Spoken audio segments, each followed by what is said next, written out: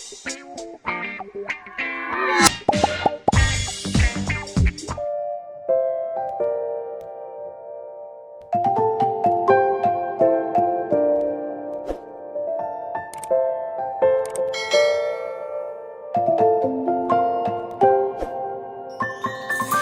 many places still undiscovered, but you're stuck in a blast of yesteryear. Forget all the problems just for the moment. That is the kind of story you should see.